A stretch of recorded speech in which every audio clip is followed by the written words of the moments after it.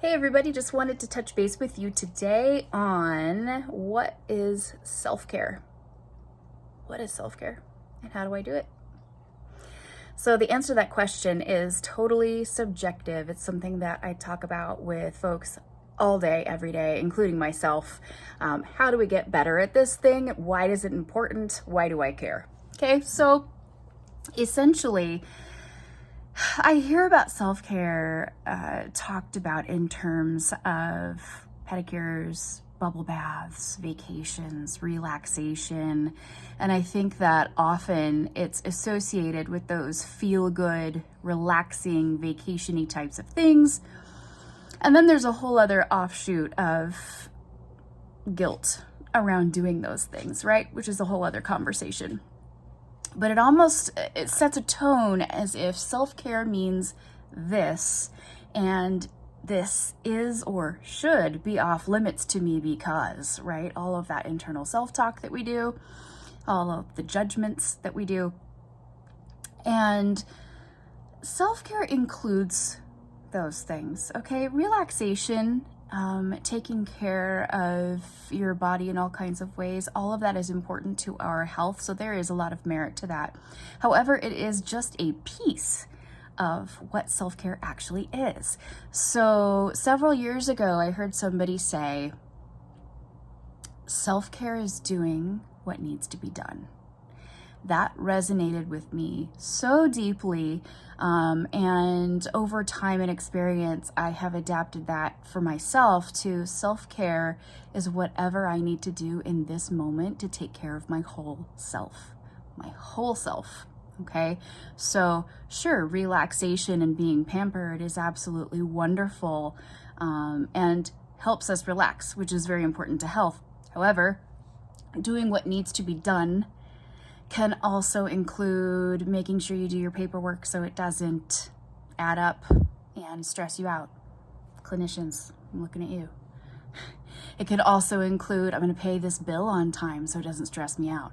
I'm going to return this book on time so it doesn't stress me out, right? And when stressors happen, it's not like we need to avoid stress. I'm just saying, let's prepare and be intentional with not creating more than is necessary, really, right? Because we don't need that, and procrastination kind of leads to that. So doing what needs to be done in a practical sense. We also want to look at all of the different wellness areas in life, okay? So we have our physical wellness, which includes that relaxation piece. It also includes making sure that we're getting movement, okay? Which I love to sub the word movement for exercise because the connotation of that I think is just so much more supportive, but that is a very personal conversation. So, physical health can be whatever it is for you. And in our sessions together, we really dive deep into each of these things and tailor and customize a plan for your overall wellness. This is part of what therapy looks like with me specifically, just because mind, body, spirit health, integrative health, it's just super effective. That's where it's at for me. That's where I've always been. So we're going to look at all of the areas. So we've got physical health, you've got your mental health, right? That can include your actual brain health itself. Like, is my organ working optimally? Is my brain functioning the way that I need it to and as best as it could? Am I working with what I've got? That's huge. I think we can take that for granted, is even looking at brain health in itself. So other areas of mental health are things like the thoughts that we have, the distortions that we have, managing depression, anxiety, managing trauma, understanding all of that, right? That's huge, huge, huge work, which you can't pull it apart from physical health. Okay, mental health and physical health are exactly the same thing. So that's something I'm very passionate about that we would talk about as well if we had one-on-ones. I include spiritual and religion if it's important to you. It's totally subjective. I've got a lot of people that it's just not a part of their value system. So we replace it with what is, or we just omit that piece altogether. So picture like a pizza, right? Or a pie. Every single piece is an area that is a value to you personally. And so we want to make sure that we're tending to each of those pieces for well-rounded wellness. Okay, so physical, mental, emotional, social is also huge. Even if we're introverted and we really like our alone time, that can be how we fill our cup back up. We still need a sense of connection and belonging and feeling like we're connected with others and accepted by others. That is just an innate, hardwired thing of our species. Has nothing to do with introvert or extrovert or anything like that. We need to feel belonging and connection with others. So looking at that piece and what that means. So also checking out friendships, family, natural supports, super, super important. This is all self-care, guys. Looking at all of this is self-care. So way beyond pedicures. We're also going to look at areas of life that bring us joy and fun. I don't think that I have ever met anyone that can't see the validity in having that in life. We all need a sense of joy, and that is totally subjective. It means something different to everybody. What other pieces? Financial health. That's important, right? Because if I'm worried about where I'm gonna sleep, or I can't feed myself or my kid, or I can't pay for my medical bill, that's it. Like, it stops there. I'm not worried about my highest actualized self and my self-esteem and my dreams 10 years from now, right? Like, those worries they're just keeping us right there and grounded in that space. So it's really important to have a sense of what that means to you as well. I do get in a lot of conversations about success when we talk about this. And what is your measure of success? What does that mean? What does that look like?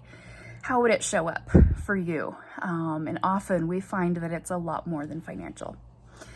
And there are other pieces to this pie, to this wellness wheel. All of it ties into self-care. So those are kind of big picture items. Smaller in the moment things might be just checking in with yourself and saying, okay, Heidi, checking in with the body, noticing anything that's going on, any discomfort, any tension. Am I thirsty? Am I hungry? Oh, okay, yeah. I'm actually thirsty. I need some water. I haven't had any in 4 hours. Things like that. Just little micro steps, little micro goals that we can hit. Those things really build momentum. They really add up. They're super important. All of this, a little goes a very, very long way. It's much more effective to do something small consistently than something huge once in a blue moon.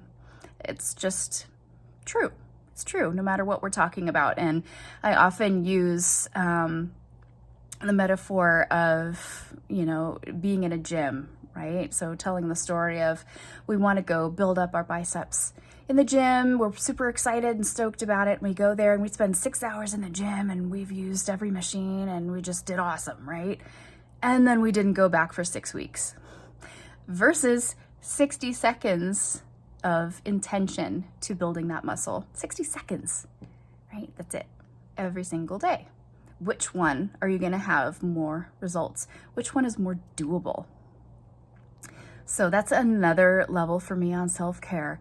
Super important is, we have these big picture, big pieces, big picture goals, longer term goals, ideas of what these areas would look like.